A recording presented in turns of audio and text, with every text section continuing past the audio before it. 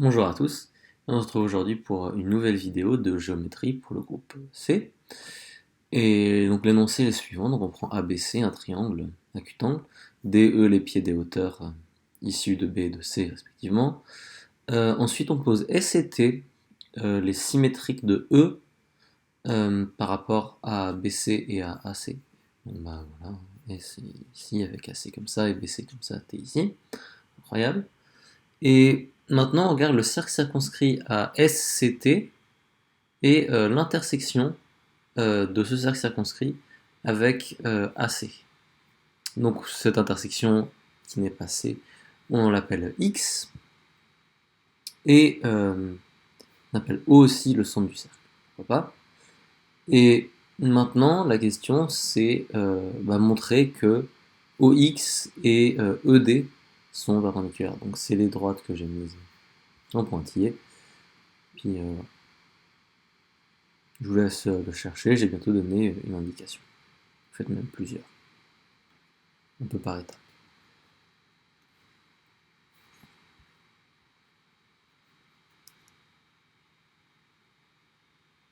Ok. Alors ma première indication, ça va être de faire par chasse aux angles. Et la première chose à montrer par chasse aux angles, c'est la cocyclicité de 5 points de cette figure. Je vais essayer de trouver lesquels ça peut être. Et je vais donner une autre indication maintenant qui est de montrer l'alignement de 3 points. Je vous laisse trouver lesquels c'est, etc. Enfin voilà quoi. Et également l'alignement de 3 autres points, pas les mêmes. Et a priori, vous aurez besoin du fait que les 3 premiers points soient alignés pour montrer que les 3 d'après sont aussi alignés. Donc il y a un ordre logique dans lequel il faut le faire. Et normalement, une fois que vous avez montré que ces 3 autres points sont alignés, ça devrait aller pour finir l'exercice. Donc je vais bientôt maintenant donner une correction. Ok. Alors, les 5 points qu'on aurait aimé montrer qui sont cocycliques, c'est B, C, D, E et T.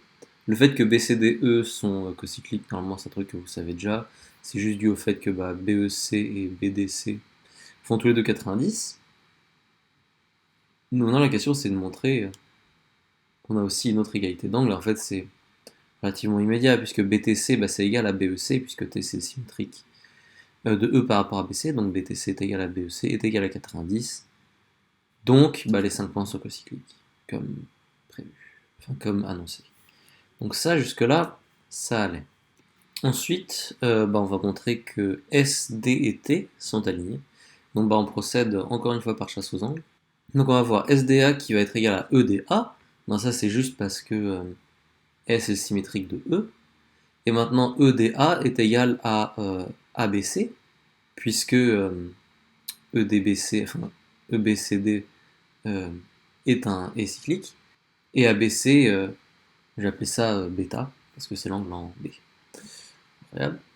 Et on a également ADB qui vaut 90, juste parce que D c'est le pied de la hauteur, aucun problème là-dessus. Et ensuite, il nous reste à regarder BDT. Et maintenant, c'est là qu'on utilise le fait que les 5 points sont cycliques. BDT est égal à BCT est égal à BCE, parce que T est symétrique de E, encore une fois. Et BCE, c'est égal à 90 moins cet angle-là, puisque BCE est rectangle en E. Donc quand on somme tout ça, ça nous fait effectivement que SD et T sont alignés. Ensuite, la troisième étape dans cette preuve-là, c'est de montrer que X, E et T sont alignés. Et donc pour ça, on montre en fait que X', qui est l'intersection de deux droites, est également sur le cercle.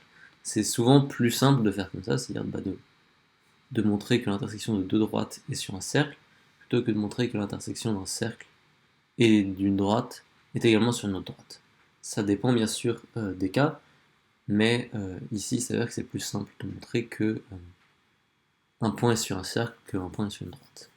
Donc pour ça il faut montrer que les points C, T, S et X' vont être cocyclique. On aimerait bien montrer que x'ts est égal à x'cs. Et x'ts, en utilisant le fait que x'et et sdt sont alignés, c'est égal à etd.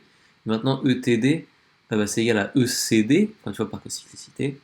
Et maintenant, ECA, c'est égal à 90 moins BAC, puisque EAC est rectangle en E. Et de la même manière, x'cs est égal à x'ce est égal à ACE, et maintenant, ACE est aussi égal à 90 moins BAC.